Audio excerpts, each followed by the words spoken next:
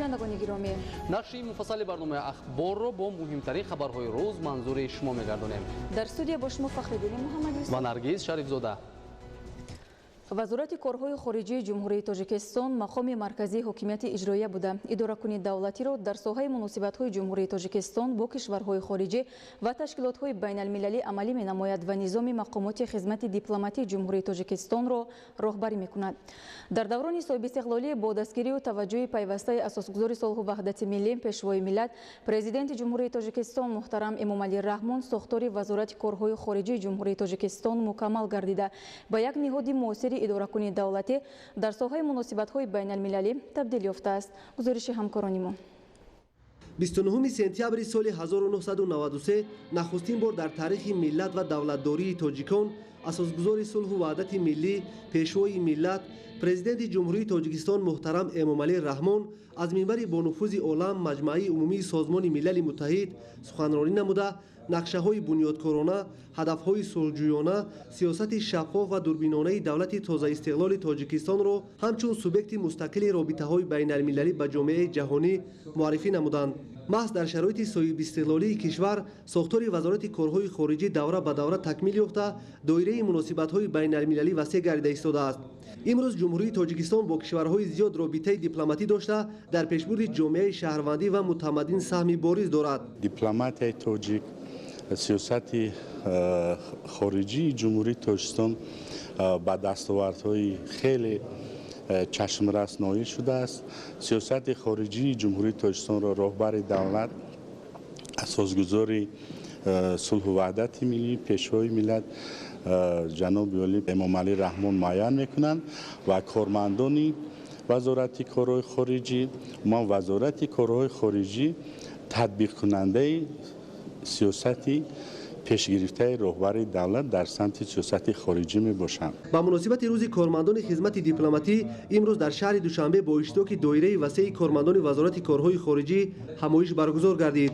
در جریان چهاربینی تاکید گردید که مسئولیت کارمندان این نهاد عاید به مسائل رابطه با کشورهای خارجی بیشتر بوده رشد و تقویت یافتن مناسبت‌های بین‌المللی جمهوری تاجیکستان از تجربه و ملکه بلند کسبی آنها وابسته میباشد. همزمان در این چهاربینی از جانب سابقه‌داران ساحه وابسته به اجرای صادقانه وظیفه و فعالیت پرثمر مصلحت‌های مفید پیشنهاد گردیدند.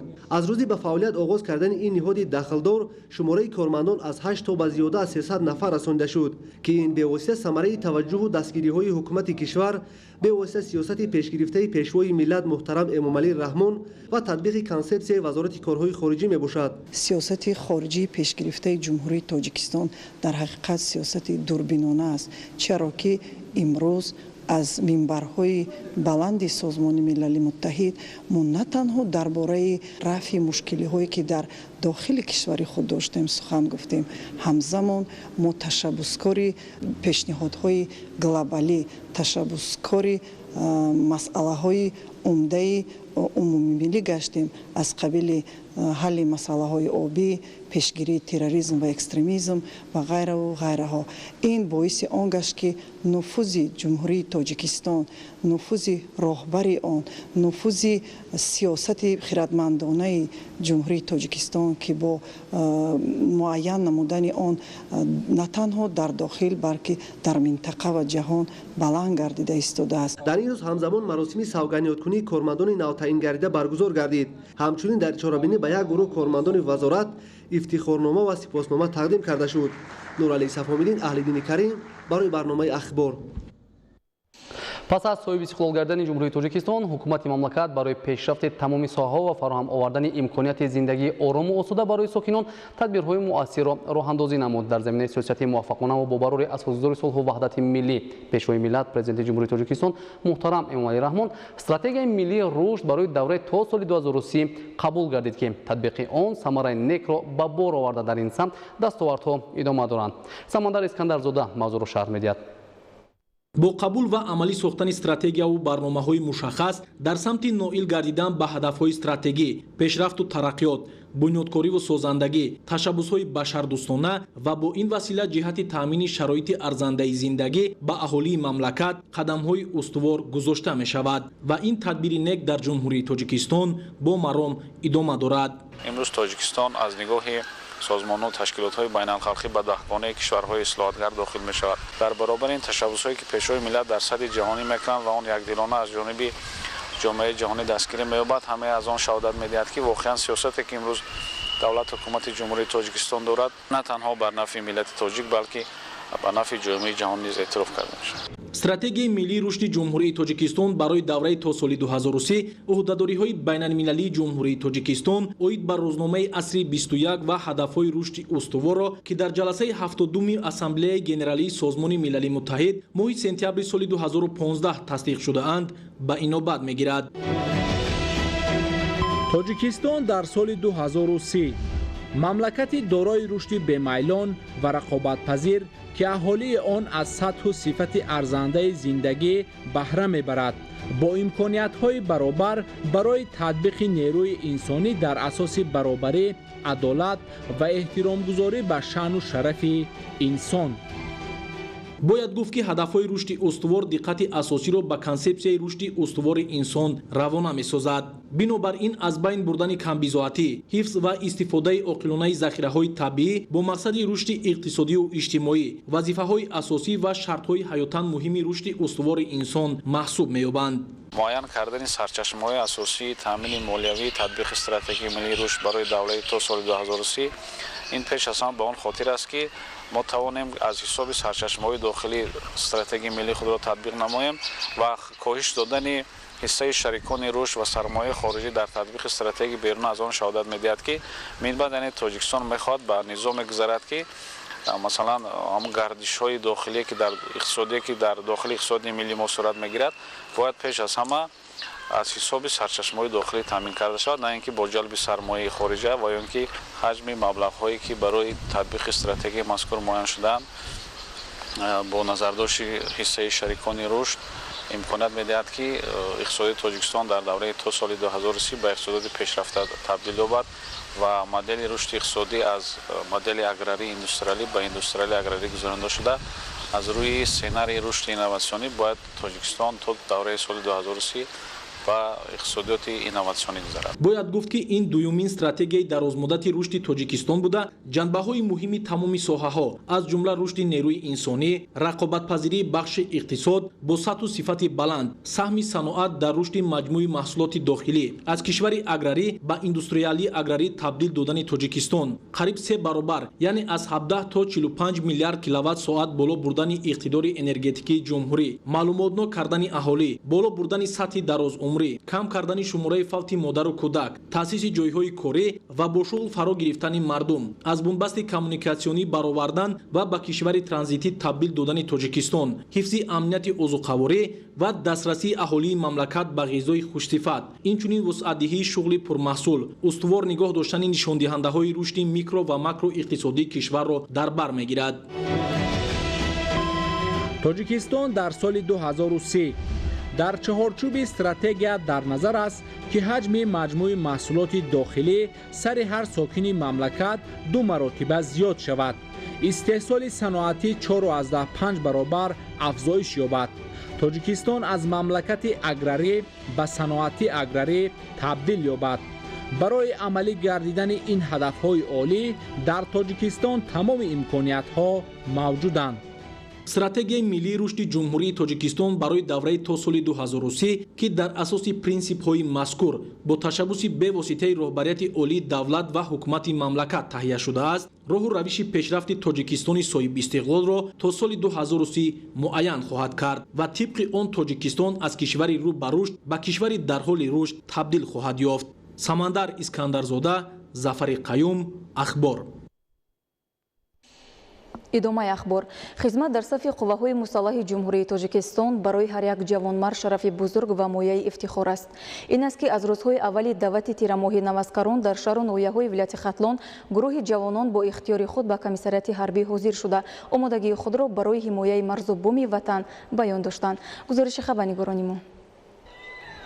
дар рӯзи аввали даъвати навазкарон ба сафи қувваҳои мусаллаҳи ҷумҳурии тоҷикистон 65 нафар ҷавонони синни даъватӣ ба таври ихтиёрӣ назди комиссарияти ҳарбии ноҳияи шаҳри Туз ҳозир шуда омодагии худро барои иҷрои қарзи фарзандӣ яъне адои хизмати модар ватан баён доштанд. ба муносибати гусели навазкарон ба хизмати ҳарбӣ дар саҳни комиссарият бо иштироки намояндагони мақомоти иҷроияи ҳокимияти давлатии ноҳия ва волидайни даъватшудагон ҷамъовади тантанавӣ доир гардид. иброз карда шуд ки хизмат дар сафи қувваҳои мусаллаҳи ҷумҳурии тоҷикистон боиси ифтихори ҳар як ҷавонмард мебошад ва имрӯз дар қисмҳои низомӣ барои обу тоб ёфтани сарбозон ҳамчун муҳофизони воқеии марзу буми ватан шароитҳои зарури муҳайё гардидааст. қобили зикр аст ки дар даврони соҳибистиқлолии мамлакат дар сафи қувваҳои мусаллаҳи ҷумҳурии тоҷикистон ҳазорҳо ҷавонони аз ҷиҳати ҷисмонӣ обу тоб ёфта зираку чолок ва дорои тарбияи баланди ватандӯстиву ифтихори миллӣ дошта сарбаландона адои хизмат менамоянд ки бо нерӯи худ дар таҳкими сулҳу суботи кишварамон ҳиссаи арзанда доранд. падару модарон ва дӯстону наздикони даъватшудагон дар ин рӯз бо рӯҳияи болида намазкаронро барои адои сарбаландонаи хизмати модар ватан гусел намуданд. имрӯз фарзанди ман барои хизмати ватан модар рафта истодааст ва мехоҳам ки онҳо ватани худро ҳимоя намоянд, содиқона хизмат намоянд.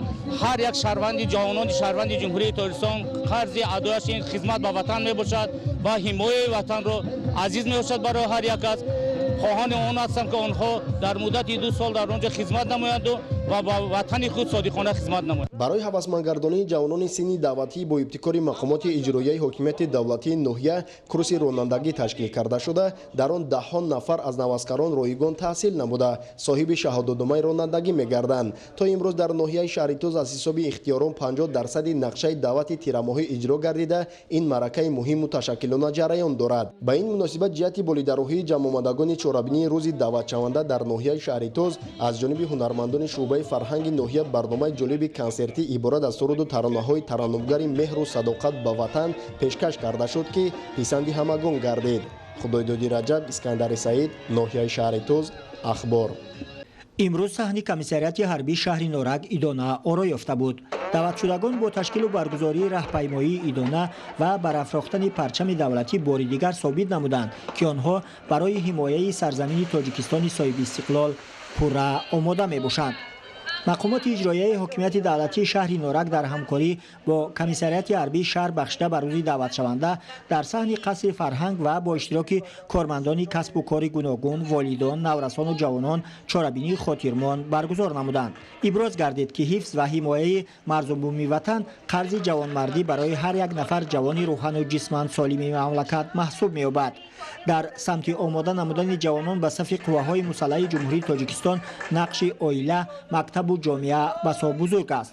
мақомоти иҷроияи ҳокимияти давлатии шаҳри норак дар асоси нақша оид ба ҷалби ҷавонон ба хизмати ҳарбӣ ва дӯст доштани ватан модар, ҳифз ва ҳимоя намудани дастовардҳои даврони соҳибистиқлолии тоҷикистон дар ташкилоту муассиса ва марказҳои аҳолинишин пайваста чорабиниҳои ватандӯстонаи тарғиботӣ баргузор менамоянд.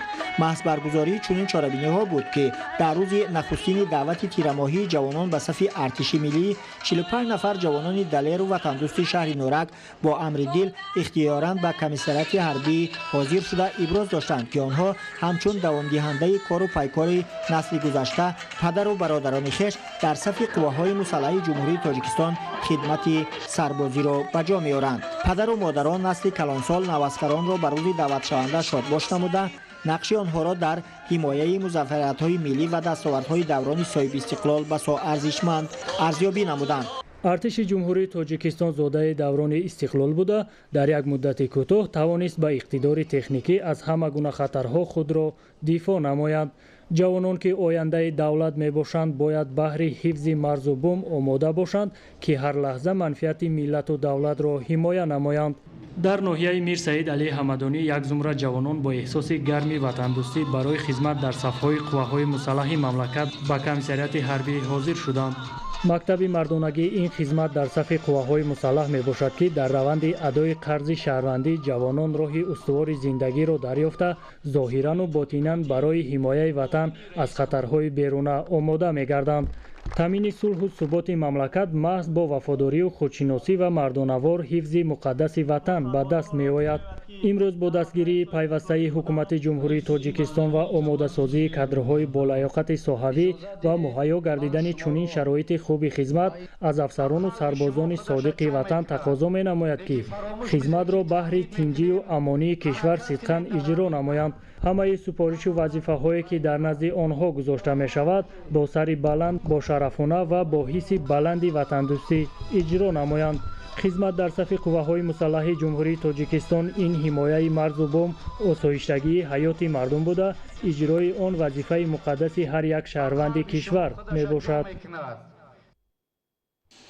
хизмат дар сафи қувваҳои мусаллаҳи ҷумҳурии тоҷикистон барои ҷавонони мамлакат қарзи шаҳрвандӣ ба ҳисоб меравад. имрӯз ҷавонони синни даъвати ҳарбӣ аз ноҳияҳои рӯдакӣ ва ҳисор низ ихтиёран ба сафи қувваҳои мусаллаҳи ҷумҳурии тоҷикистон гусел карда шуданд. гузориши хабарнигорони мо.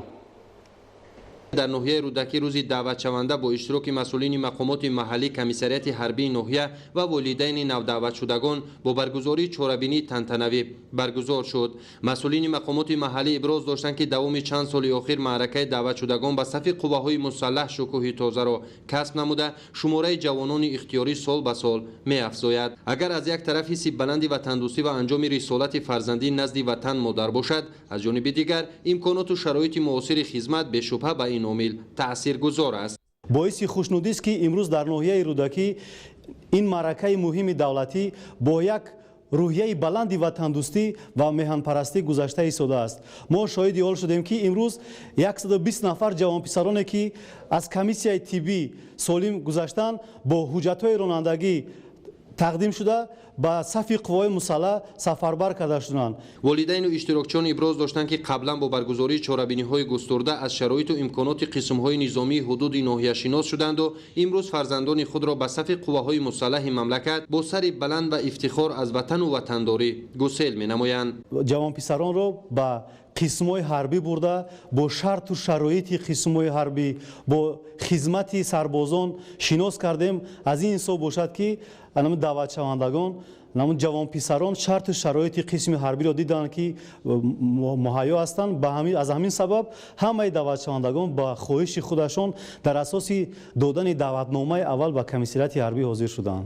танҳо дар рӯзи аввали даъват 120 нафар ҷавонони далеру ғайюри ин ноҳия ба ихтиёри худ ба сафи артиши мамлакат ҳозир шуданд ва хизмат дар сафи қувваҳои мусаллаҳро шараф медонанд. баъд аз хатми донишгоҳи олӣ тасмим гирифтам ки ба сафи қувваҳои мусаллаҳи тоҷикистон дохил шуда хизмати ҳарбиро адо намоям. хизмат ҳифзи марзу буми ватани худ аст ки ҳар як фарзанди фарзонаи миллат бояд хизмати ҳарбиро адо намояд. мо омода ҳастем ки хизматро бо сари баланд бо ифтихор адо намуда ба назди падару модари худ баргардем. волидайни навдаъватшудагон иброз доштанд ки имрӯз мо аз он ифтихор менамоем ки фарзандони даврони соҳибистиқлолӣ марзу буми кишварро ҳифзу менамоянд. барномаи фарҳангии омоданамудаи ҳунармандони шуъбаи фарҳанги ноҳия чорабинии имрӯзаро боз ҳам рангинтар гардонид. дар шаҳри ҳисор низ рӯзи даъватшаванда бо шукӯҳу шаҳомати хоса доир гардид. таъкид гардид ки 60 нафар ҷавонони шуҷои ватан бо ҳисси баланди масъулият баҳри ҳифзи марзу буми меҳан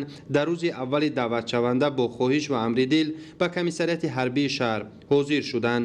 роҳбарияти шаҳри ҳисор иброз доштанд ки маҳз талошу дастгириҳои сарфармондеҳи олии қувваҳои мусаллаҳи мамлакат муҳтарам эмомалӣ раҳмон буд ки имрӯз артиши мамлакат пуштибон ва ҳимоятгари давлати соҳибистиқлоли мо мебошад ва имрӯз дар сафи қувваҳои мусаллаҳ нафарони қарзи фарзандии худро адо менамоянд ки барои ҳифзи арзишҳои миллию давлатӣ агар лозим ояд ҷонро фидо менамоянд. бояд тазаккур дод ки солҳои охир шароити моддию техникӣ дар ҳамаи шохаҳои қувваҳои мусаллаҳ ба таври назаррас боло рафта ҳукумати ҷумҳурии тоҷикистон барои сарбозону афсарон ва дар маҷмӯъ тақвияти нерӯи мудофиавии артиши миллӣ ҳамаҷониба таваҷҷӯҳ зоҳир менамояд. воқеан имрӯз метавон артиши миллиро пуштибони давлату миллат номид.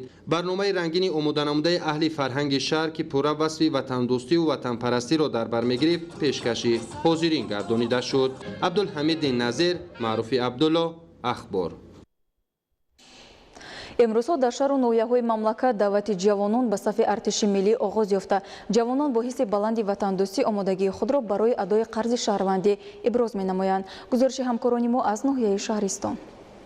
شامل‌شوی به صف‌های ارتش ملی این برداشت گرفتن ننگ و ناموس ملت، پاسداشتن تنجی و آسایشگی وطن و به سامان رساندن قرض جوانمردی هر یک شخص وطندوست و وطنپرور در نزد مملکت خویش محسوب می‌یابد. یک عده جوانان سن و سالشان برای خدمت موافق جهت ادای خدمت وطن مادر به طور اختیاری و غرور تاجیکانه به کمیسریت حربی ناحیه شهرستان حاضر گردیده از کمیسیون طبی سربلندانه گذشتند و با قرار این نهاد صحتی کامل و آمادگی خویش را برای حمایت مرز و بوم وطن ثابت ساختند. مقامات اجرایی حاکمیت دولتی ناحیه سرسپردگان ملت را با سر و لباس علاهیده و پایافزال تامین گردانید.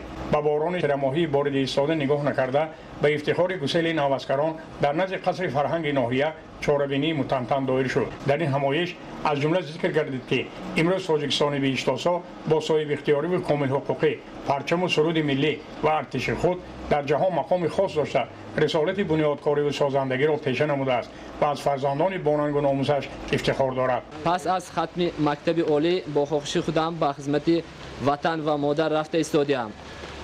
خدمت به وطن و مادر برای هر یک جوانمردی که در جمهوری تاجیکستان زندگی میکنند هم قرض است هم فرض است. من فخر میکنم که در جمهوری تاجیکستان زندگی میکنم. من فخر میکنم که برای وطنم خدمت میکنم. در همایش مراسم نامگذار جالب و دقت جلب کننده دایر گردید. مادران خوشبخت و دختران انتظار به خاطر خدمت صادقانه و بازگشت سربلندانه به نوسکران نان گزانیده فاتحه نیک ارزانی داشتند. در انتها نوسکران با همگان خیر و خوشکنان راه سوی قسم‌های حربی جمهوری تاجیکستان گرفتند. مضبوط بابازاده از ناحیه شهرستان برای برنامه اخبار. موضوع دیگر، شهر بوستان ولایت سوق در دوره آمادگی همه‌جانبه با افتخار جشن فرخنده 30 سالگی استقلالیت دولتی جمهوری تاجیکستان با عملی کردن نقشه‌های سازندگی آباد و زیبا می‌گردد. ساخته با استفاده دادن مهمانخانه زمانوی حیات با اینفراستراکتور استراحتی، سالمگردانی و ورزشی از تدبیرهای مهم فراهم آوردن شرایط خدمترسانی سطح معاصر برای سیاحان و مهمانان داخلی و خارجی میباشد. گزارش رازعلی رحمان و دلشاد یوسفی. مهمانخانه حیات با سلسله انشاءات خدمترسانی‌ها، حوض شناوری، حمام‌ها، تالار ورزشی و سالمگردانی، فیتنس کلوب، حدود آبادان در بنای خوشطرح زمانوی مجموعه مهمانخانه و اینفراستراکتور استراحتی سالمگردانی و سیاحی است که با خرج بیش از 600,000 سومانی سرمایه مستقیم صاحبکار وطنی طلا نظرشایف ساخته شده است. این اقدام صاحبکاری باننگوار پشتیبانی از هدایت راهنمونساز و باوری اساسگزار صلح و وحدت ملی پیشوای ملت پرزیدنت جمهوری تاجیکستان محترم امامعلی رحمان به هر فرد باننگ و ناموس ملت بهر تحکیم دستاوردهای استقلالیت، پیشرفت دولت و آبادی وطن است. بنیاد و مورد استفاده قرار گرفتن مهمانخانه و مرکز خدمترسانی ادامه سلسله تدبیرهای بنیادکاری در اساس نقشه چاره‌بینی‌ها در شهر بوستان ولایت سوخت اید به آمادگی‌های همه‌جانبه و استقبال سزاوار از جشن بزرگ ملی 30 سالگی استقلالیت دولتی است. این جشن مبارک و فرخنده برای هر فرد وطندوست جای افتخار و صنایع مقدس است. بخصوص صاحبکاران وطندوست و باننگ و ناموس بهر رشد و پیشرفت شهر بوستان اقدام‌های شایسته می‌نمایند، زیرا عمیقاً درک کردند که امروز مرحله ننگوار و کار و پایکار بهر استقبال سزاوار جشن بزرگ ملی است. بخشیده به 30 سالگی استقلالیت دولتی جمهوری تاجیکستان با نیروی بلندی بنیادکاری و سازندگی همه مردم شریف شهر بوستان سهم ارزنده خیش را میگذارند. این همه بنیادکاری و سازندگی ها افتخار از استقلالیت دولتی جمهوری تاجیکستان میباشد و هدف از این استقبال سزاوار 30 سالگی استقلالیت دولتی جمهوری تاجیکستان میباشد. در مراسم افتتاح این انشاءات صاحبکاری با اشتراک راهبریت و نمایندگان اهل جامعه شهر بوستان، دایره‌های تجارتی و صاحبکاری، مسئولان رشد سیاحی، جوانان و ورزش و مهمانان، رئیس ولایت سوخت تاکید داشت که این مجمع شهادت شرکت فعال و وطندوستانه صاحبکاران در کارهای بنیادکاری است. مجمع مهمانخانه و خدمترسانی حیات در مساحت 2.1 هکتار با لایحه جالب عبارت از 3 آشیانه دوامی 1 سال و 9 ماه ساخته شده است. مهمانخانه در 3 آشیانه دارای 28 حجره‌های 1 و 2 نفره، همچنین 8 حجره درجه عالی بوده. در هر یک خانه شرایط با رخت خواب، مبل و جهاز مهمانداری، گوشه‌های استراحت و فراغت، حجره‌های گیگینی، آرایش و دیزاین خاص ملی و جهانی، شرایط سطح استانداردی فراهم آورده شده است. در مهمانخانه، آشخانه، قهوه‌خانه، توقفگاه نقلیات، حدودی وسیع و آبادان و گلزار برای مهمانان امکانیت‌های بود و باش و استراحتی به راحت میباشد. در مجمع حوض شناوری ساخته شده، مساحت شفت آن و شرایط‌ها برای فراغت امکانیت می‌دهد. толори варзиши фитнес клуб бо 15 адад дастгоҳу таҷҳизоти варзиши солимгардонӣ муҷаҳҳаз буда барои машқи бадану солимӣ пешбинӣ шудааст. дар ин қисми маркази хизматрасонию меҳмонхона ҳуҷраҳои гигиенӣ ва ду гармоба мардона ва занона мавҷуд ва якҷоя маҷмӯи стандартии солимгардонию фароғатист. ин ҳама аз имкониятҳои сатҳи баланду меъёрии меҳмонхонадорӣ ва хизматрасониҳо ба меҳмонону сайёҳон мебошад. соҳибкори ватанӣ бо истифода аз имтиёзҳои ҳукумати ҷумҳурӣ ки барои рушди инфраструктураи сайёҳӣ муқаррар гардидааст, ин тадбири навбатиро амалӣ намуд.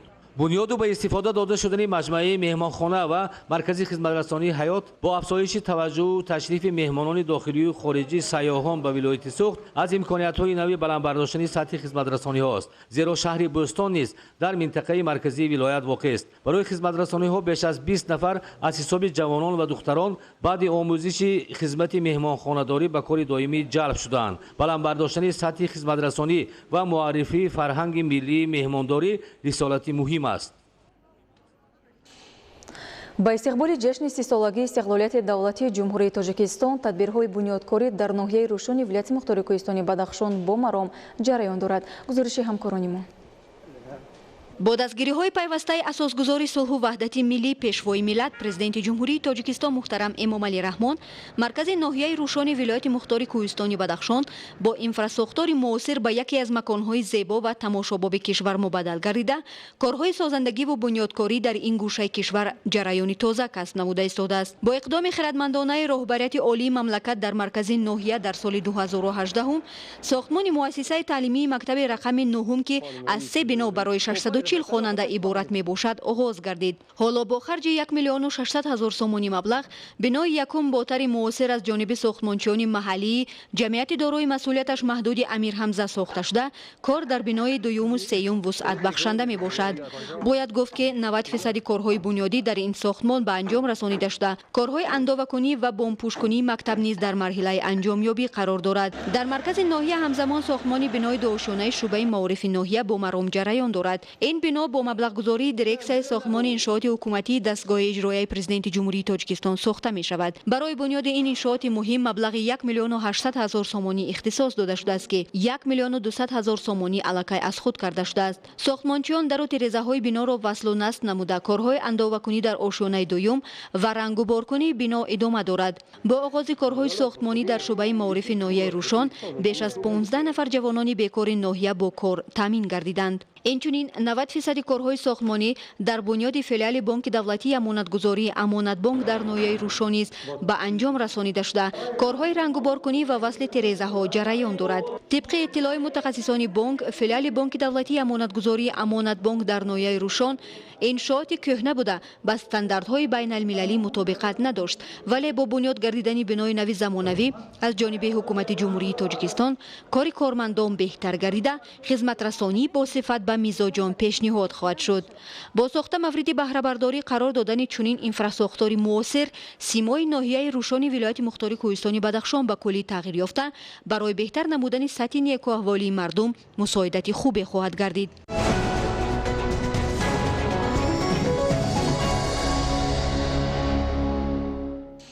забон беҳтарин сарват ва қимматтарин дороии миллат аст. бо мақсади риояи қоидаҳои меъёри забони давлатӣ одоби муошират ва поку беолоиш нигоҳ доштани забони модарӣ қонуни ҷумҳурии тоҷикистон дар бораи забони давлатии ҷумҳурии тоҷикистон амал мекунад. иҷрои муқаррароти он аз ҳар тоҷику тоҷикистонӣ масъулияти бузургро талаб менамояд, вале мутаассифона дар мамлакат ҳолатҳои риоя нагардидани талаботи қонуни мазкур низ ҷой доранд. манушери сулаймон мавзӯъро идома медиҳад. забони давлатӣ яке аз омилҳои асосии пойдории истиқлолияти миллӣ ва нишонаи давлатдорӣ маҳсуб меёбад. ҳукумати ҷумҳурии тоҷикистон аз оғози даврони истиқлолият то ба имрӯз дар масоили забони давлатӣ ва таъмини мақоми он дар муносибатҳои сиёсиву иҷтимоӣ пайваста тадбирҳо андешида ҳифз ва рушди онро аз вазифаҳои муқаддаси худ меҳисобад. модом ки забони модарӣ барои мо муқаддас аст, пас бояд дар татбиқи қонуни ҷумҳурии тоҷикистон дар бораи забони давлатии ҷумҳурии тоҷикистон ҳар яки мо масъул бошем.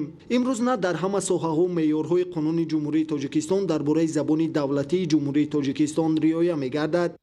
санҷишҳое ки аз ҷониби кумита гузаронида мешавад маълум мегардад ки қисми аз лавҳаи овизаҳо ба талаботи қонуни ҷумҳурии тоҷикистон дар бораи забони давлатии ҷумҳурии тоҷикистон мувофиқат намекунад. яъне ғалатҳои зиёд ҳастанд. یا اینکه غیر معیاری هستند، یعنی آنها نه به زبان دولتی بلکه با دیگر زبان‌ها انتشار یافته هستند. همه اینها معیارهای معین خود را دارند. وقتی که ما میگیم که به دیگر زبان‌ها باید نصب گردد، این چیز نیست، در خود قانون آورده شده است. یعنی قانون این رو فقط محدود نمی‌کند که تنها در دایره زبان دولتی باید باشد. برای با دیگر زبان‌ها نیست، یعنی ممکن است، اما در کدام حالت‌های برای قانون معین کرده است که در کدام حالت آنها باید رکلام آویزه‌ها با دیگر زبان‌ها برگردان شوند یا اینکه با دیگر زبان‌ها در همون شکل نصب شوند. همه این چیزها رو قانون تنظیم کرده است. در ماده‌های 18 19 نیز این تطبیق اون خوب رو مانده نشده است. مثلا در ماده 18 دایر به نامگذاری تشکیلات و مؤسسه‌ها و مرکزهای خدمت رسانی نام‌های شرکت‌های گوناگون، خصوصا در مسئله نامگذاری شرکت‌های گوناگون هم قانون جمهوری تاجیکستان در زبان دولتی جمهوری تاجیکستان خوب رعایت نمی‌کرده. واقعاً دانستن زبان مادری احترام به ملت و گذشته خویش میباشد. از این رو هر ساکن مملکت را ضرور است قانون جمهوری تاجیکستان درباره زبان دولتی جمهوری تاجیکستان را رعایت نماید. در صورت خلاف قانون مذکور عمل کردن چه چاره‌ها اندیشیده می‌شود؟ شخصان واقعی و شخصان حقوقی در صورت همین مقررات قانون رو رعایت نکردن اونها به جوابگری کشیده میشوند. یعنی این چیز علاقه در خود ماده همین قانون معین شده است و هر سنجشی که از جانب کمیته گذرانیده می شود در حالت مثلا قانون جمهوری تاجیکستان موافقت نکردن بعضی از کدام کجایی که ما سنجش میگذارانیم، در این حالت نسبت اونها سند ترتیب داده می شود و سند به مقامات دخلدار پیشنهاد کرده می شود و از جانب مقامات دخلدار آنها این به جوابگری کشیده می شود. برای تطبیق نگردیدن بندهای الهیده قانون مذکور، یعنی غلط نوشتن بعضی عباره و کلمه ها هنگام آماده نمودن ورقه رکلام، شعار و آویزه ها اندیشه ها گوناگونند. وابسته به این مسئله متخصصان انستیتوت زبان و ادبیات اکادمی علم های جمهوری تاجیکستان چنین فکر دارند. در هر رکلام و اون آویزه و چیزایی که شهر و ناحیه های ما رو آرایش میدن، اونها یعنی همین آینه همون شهر یا ناحیه هستند. وقتی که خارجی یعنی از دیگر دولت به شهر و ناحیه های ما وارد میگردد، از همون نوشته هایی که در آنجاها عکس یافته است، از همونجا میفهمد که این زبان در کدام حالت است. زبان که یک رکنی دولت است، وقتی که ما او رو یعنی غلط می نویسیم یا به قانون های وی رعایت نمی کنیم، یگان چاره دیده نمی شود. برای نظارت همین کمیته زبان و اصطلاحات نزد حکومت جمهوری تاجیکستان است که آنها وظیفه دارند همین چیزها رو نظارت کنند. نسل امروز و فردای ما باید در ذهن خود زبان مادری را همچون مقدسات میراث ملی و بالاترین ارزش فرهنگی پرورش داده از طریق زبان مادری خویش و آثار آن آگاهی داشته باشند. برای گرامی داشت و احترام زبان مادری خود هر یک فرد تاجیک و تاجیکستانی باید مسئول باشد و طلبات قانون جمهوری تاجیکستان درباره زبان دولتی جمهوری تاجیکستان را رعایت نماید. در این صورت ما میتوانیم با لفظ شیرین و شیوای خود در جهان تا ابد افتخارمند باشیم. منوچهر سلیمان، عبیدالله سیولی، اخبار. برنامه اخبار رو ادامه میدهیم. تلویزیون منبر ایدئولوژی ملی و مقصد و مرام خلق و ملت بوده. تجسم کننده همه ارزش‌های ملی به حساب می‌رود. بخشیده بر روز تأسیسیابی تلویزیون تاجیکستان، امروز در موضوع نقش تلویزیون تاجیکستان در انعکاس دستاوردهای زمان استقلال همایش علمی نظروی برگزار گردید. تفصیلات بیشتری موضوع در تهیه همکارمون فردوس خلف. تلویزیون بارگاه مقدس و منبر افکار ملی و افاده مرام و آرمان‌های خلق و ملت بوده، انعکاس کننده ارزش‌های بشریت محسوب می‌رود. نقش این واسطه پر اقتدار اطلاعات رسان و تأثیر رسان با افکار جامعه اهمیت کلان داشته در تامین اطلاعات و معلومات سری وقتی خدمت شایانه را به عهده خود گرفته است. سنه 3 اکتبر سال 1959 برای مردم تاجیکستان سنه فرهنگی و فراموش نشونده به حساب رفته در خاطره ها نقش بسته است.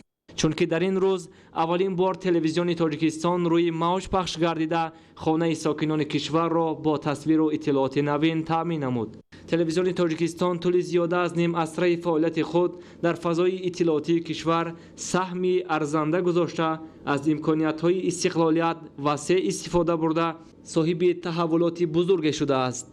مخصوصا در دوران استقلالیت ساحه تلویزیون و رادیو با بزرگترین نوگانی‌های کلی روبرو شد که تأسیس شبکه‌های تلویزیونی نو، фароҳам омадан бо тамоми техникаву таҷҳизоти замонавӣ, ташкилоти дастгоҳҳои сабти сайёр ва ба пахши рақамӣ гузаштану ба маҳвора пайвастани 12 шабакаҳои телевизионии кишвар аз муташаккилона равнақ ёфтани соҳа гувоҳӣ медиҳад. Бо ин мақсад ба муносибати рӯзи таъсисёбии телевизиони Тоҷикистон бо иштироки намояндагон аз дастгоҳи иҷроияи президенти ҷумҳурии Тоҷикистон, роҳбарияти вазорати фарҳанг ва кумитаи телевизион ва радиои назди ҳукумати ҷумҳурии Тоҷикистон ва собиқадорону кормандони соҳа дар Академияи васоити ахбори омма ҳамоиши идона баргузор гардид. Дар ҷамъомади мазкур собиқадорону насли ҷавоне ки дар ин даргоҳи муқаддас фаъолият намуданд бо изҳори хушнудӣ ва ифтихор аз пешравиҳои бузург дар самти телевизион бо аҳли ҳозирин суҳбати гарму самимӣ намуданд. Дар ҷамъомади мазкур собиқадорону насли ҷавоне ки дар ин даргоҳи муқаддас фаъолият намуданд бо изҳори хушнудӣ ва ифтихор аз пешравиҳои бузург дар самти телевизион бо аҳли ҳозирин суҳбати гарму самимӣ намуданд. дар бораи рӯстҳои вазнинро паси сар кардани телевизион ба мисоли надоштани шароити корӣ, таъмин набудани таҷҳизоти мусоид ба кор ва дигар норасоиҳои солҳои аввали фаъолияти телевизион собиқадорон ёдоварӣ намуда, бо хушҳолӣ аз имкониятҳои муосир насли ҷавони имрӯзаро ҳушдор дода тавсияи содиқона кор карданро пешниҳод намуданд. Дар охир собиқадорону кормандони соҳаи телевизион ки фаъолияти наздраси худро дар пешрафту вусъати хонаи нур нишон доданд, аз тарафи роҳбарияти кумита бо алочии телевизион ҷоизаву сипосномаҳо бо тӯҳфаҳои пулӣ қадрдонӣ шуданд. Фирдавси Ҳайдаралӣ, Убайдуллои Сайвалӣ барои барномаи ахбор. идомаи барномаи ахбор. 71% аҳолии ҷумҳурии Тоҷикистонро наврасону ҷавонон ташкил медиҳанд ва пеш аз ҳама падару модарон бояд ба баландбардоштани савияи дониш ва таълиму тарбияи фарзандони хеш диққати ҷиддӣ диҳанд. Дар ҳамин замина ва бо мақсади коҳиши ҷинояткорӣ дар байни ноболиғону ҷавонон мақомоти марбута сари чанд вақт бо сокинон мулоқотҳои судманд анҷом медиҳанд. таваҷҷӯҳ намоед. давоми 8 моҳи соли ҷорӣ дар миқёси мамлакат 509 ҷиноят аз ҷониби ҷавонону ноболиғон содир карда шудааст. ин омор ҳарчанд нисбат ба ҳамин давраи соли гузашта 24% кам бошад ҳам, вале ҳолати мазкур ҳанӯз ташвишовар боқӣ мемонад. аз ин рӯ хадамоти пешгирии ҳуқуқвайронкунӣ дар байни ноболиғон ва ҷавонони вазорати корҳои дохилии ҷумҳурии Тоҷикистон дар якҷоягӣ бо ниҳодҳои марбутаи соҳа аз ҷумла сарраёсати маорифи пойтахт, раёсати кор бо ҷавонон ва мақомоти иҷроияи ҳокимияти давлатии шаҳри Душанбе, корҳои фаҳмондадиҳии ташвиқотиро миёни ин қишри ҷомеа бештар менамояд. вохӯрии навбатӣ бо донишҷӯёни факултаи физикаи донишгоҳи миллии Тоҷикистон доир гардид. гуфта шуд ки ҳарчанд ҷинояту ҷинояткорӣ миёни ҷавонон таи соли ҷорӣ коҳиш ёфтааст, вале то ҳанӯз ҳастанд нафароне ки дидаю дониста даст ба ҷиноят мезананд. бояд ҳар як нафар аз шароиту имконоти фароҳамовардаи роҳбарияти олии давлату ҳукумати мамлакат самаранок истифода барад ва дар овони ҷавонӣ илмҳои муосирро аз худ кунанд ва соҳиби касбу ҳунар гарданд. имрӯз 71% аҳолии ҷумҳурии Тоҷикистонро наврасону ҷавонон ташкил медиҳанд ва пеш аз ҳама падару модарон бояд ба баландбардоштани савияи дониш ва таълиму тарбияи фарзандони хеш диққати ҷиддӣ диҳанд, зеро тарбия аз оила оғоз гардида рафтору гуфтори волидон барои фарзанд бояд намунаи ибрат бошад, таъкид гардид зимни вохӯрӣ. ҳамчунин дар муассисаи таҳсилоти миёнаи умумии рақами 49 ноҳияи Фирдавсии пойтахт ҷиҳати иҷрои талаботи қонунии ҷумҳурии Тоҷикистон дар бораи масъулияти падару модар дар таълиму тарбияи фарзанд, вохӯрии кормандони хадамот ва дигар ниҳодҳои марбута бо волидайну хонандагон баргузор гардид. зикр шуд ки мутаассифона қонуни мазкур то ҳол аз ҷониби баъзе падару модарон иҷро намегардад, вале фарзандони онҳо ба ҳуқуқвайронкунӣ даст мезананд. ин амали нодурусти онҳо сабаб мешавад ки ба ҷавобгарии ҷиноятӣ кашида шаванд. ҳадафи аз баргузории чунин вохӯриҳоро дар муассисаҳои таҳсилоти миёна ва олии мамлакат кормандони вазорати корҳои дохилӣ дар якҷоягӣ бо кормандони сарраёсати маорифи шаҳри Душанбе пешгирӣ намудани ҳуқуқвайронкунӣ дар байни ноболиғону ҷавонон ва иҷрои ҳатмии қонуни ҷумҳурии Тоҷикистон дар бораи масъулияти падару модар дар таълиму тарбияи фарзанд аз ҷониби волидайн медонанд. дар ҷумҳурии Тоҷикистон ки саноаткунонӣ ҳадафи чоруми стратегӣ эълон шудааст, талабот ба мутахассисони баландпояи соҳаи саноат аз ҷумла саноати кӯҳи металлургӣ рӯз аз рӯз афзун мегардад. ҳамин буд ки бо ташаббуси бевоситаи асосгузори Сулҳу ваҳдати миллӣ, пешвои миллат, президенти ҷумҳурии Тоҷикистон муҳтарам Эмомалӣ Раҳмон соли 2006 дар мамлакат донишкадаи кӯҳи металлургӣ таъсис дода шуд. донишкадаи кӯҳии металлургии тоҷикистон ҳамчун базаи асосии омода намудани мутахассисони соҳаи саноати кӯҳии металлургии кишварамон дар самти таҷрибаомӯзии таълимию истеҳсолӣ ва пеш аз дипломии донишҷӯён ҷорӣ намудани технологияҳои нав дар раванди истеҳсолот ва омода кардани мутахассисони баландихтисос бо беш аз 80 корхонаи саноатии мамлакат ҳамкории судмандро ба роҳ мондааст ки донишҷӯён пайваста машғулиятҳои амалии худро дар корхонаҳои саноатӣ гузаронида таҷрибаи робитаи таълим бо истеҳсолотро ба таври васеъ меомӯзанд ва дар истеҳсолот татбиқ менамоянд. филиали кафедраи металлургия дар назди заводи мошинсозии шаҳри Бӯстон ташкил карда шуд ки дар ин ҷо донишҷӯёни кафедраи мо дарсҳои амалияшонро мегузаронанд. корҳои назария дар донишкада омӯзонида мешавад, дар шакли амалӣ дар ин ҷо иҷро мекунанд. бо мақсади густариш бахшидани ҳамкории донишкада бо корхонаҳои саноатии соҳавӣ, татбиқи робитаи таълим бо истеҳсолот, ташкили таҷрибаомӯзиҳои таълимиву истеҳсолӣ, омӯзиши техника ва технологияҳои пешқадами корхонаҳои саноатӣ бо мақсади тайёр намудани мутахассисони салоҳиятноки ба талаботи бозори меҳнат ҷавобгӯ дар назди корхонаҳои соҳавӣ 8 филиали кафедраҳои донишкада таъсис дода шудааст. мо донишҷӯён аз корхонаи мошинсозии шаҳри Бӯстон дидан намудем ва аз дарсҳои амалии худ таҷрибаомӯзӣ карда истодаем. ҷиҳати ба роҳ мондани машғулиятҳои лабораторӣ ва пешбурди корҳои илмии тадқиқотӣ, лабораторияҳои экологӣ, ташхиси об, ташхиси нафт, бойгардонии канданиҳои фоиданок, металлургия ва химия таъсис дода шудааст. донишкада бо зиёда аз 80 корхонаҳо муассисаҳои соҳавии саноати кӯҳкории металлургии кишвар созишномаҳои шартномаҳои судманди дуҷониба ба имзо расондааст ва албатта дар мавриди гузарондани корҳои амалии лабораторӣ ва инчунин таҷрибаомӯзиҳои истеҳсолӣ, шиносои таълимӣ донишҷӯён аз филиали кафедра пурсамар истифода мебаранд. донишкадаи кӯҳии металлургии тоҷикистон ҳамчун муассисаи таҳсилоти олии касбӣ бо мақсади амалӣ намудани сиёсати давлатӣ дар соҳаи маориф ва омода намудани мутахассисони баландихтисос барои соҳаҳои гуногуни иқтисоди мамлакат аз ҷумла соҳаи саноати кӯҳию металлургӣ ҷиҳати саҳм гузоштан дар татбиқи ҳадафи чоруми стратегӣ саноатикунонӣ бо суръати кишвар доимо дар ҷустуҷӯ ва татбиқи шаклу усулҳои самараноки баландбардоштани сифати таҳсилот ва такмили ҷараёни таълим мебошад. идомаи ахбор. соли равон майдони кишти картошка дар ноҳияи Рашт ба 1312 гектар расонида шуд ки нисбат ба соли гузашта 112 гектар зиёд мебошад. то имрӯз хоҷагидорон майдони беш аз 720 гектарро ҷамъоварӣ намуданд. гузориши Идигули Маҳмуд. заминҳои кишти ҷамоати деҳоти ҳиҷбораку аз калони ноҳияи Рашт аз сатҳи бар дар баландии зиёда аз 2000 метр ҷойгир буда иқлиму шароити маҳал асосан барои картошкакорӣ мусоид мебошад. ин аст ки ҳамасола деҳқонон аз навъҳои тухми хусифати картошкаи ватанӣ истифода мебаранд то ҳосилнокӣ афзояд. имрӯзҳо рафти ҷамъоварии майдони қитъаҳои картошказори хоҷагиҳо шаҳодати меҳнати бобаракати деҳқонон буда ҳосилнокӣ аз ҳар як гектар дар қиёс ба соли гузашта хеле ҳам зиёд мебошад. соли гузашта 20 сотиқ шумдагӣ будем ҳамин зиминда қариб 500 сентнер ҳосил гирифтем. имсолам бошад хеле аз соли нисбати соли гузашта хубтар аст. мо бисёртар ҳамин картошкаи дурустпалака истифода мебарем. дар минтақаи мо беҳад ҳамин ҳосили хуб медиҳад. рушди соҳаи картошкакорӣ дар ноҳияҳои Кӯҳистон яке аз роҳҳои таъмини бозорҳои кишварамон бо маҳсулоти худӣ ба шумор рафта. бо ин мақсад хоҷагиҳои картошкакор бо тухмиҳои хусифат таъмин карда мешаванд то бадин васила масоҳати картошка ва истеҳсоли нони дуюм зиёд карда шавад. сол як гектар хай кордагӣ ҳастем.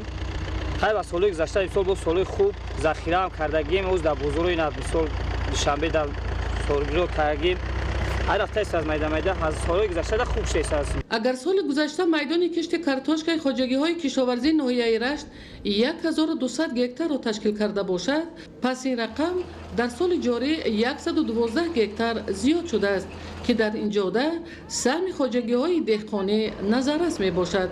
ҳамасола бо тавсияи олимони соҳаи кишоварзӣ дар минтақаҳои зикр гардида тухмиҳои хусифат кошта мешаванд то деҳқонон марҳила ба марҳила майдони киштро зиёд карда ҳосили хусифат истеҳсол намоянд.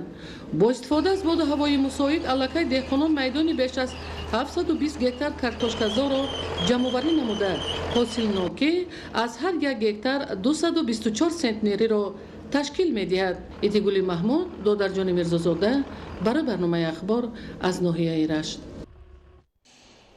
бо мақсади бемушкилӣ гузарондани фасли зимистон кормандони шабакаҳои барқи ноҳияи Темурмалик тадбирҳои заруриро амалӣ месозанд. То ин рӯз тадбирҳои таъмиру таҷдиди истгоҳҳои барқӣ ва хатҳои интиқоли нерӯи барқ анҷом дода шуда шабакаҳои барқ ба мавсими сармон омода карда шуданд.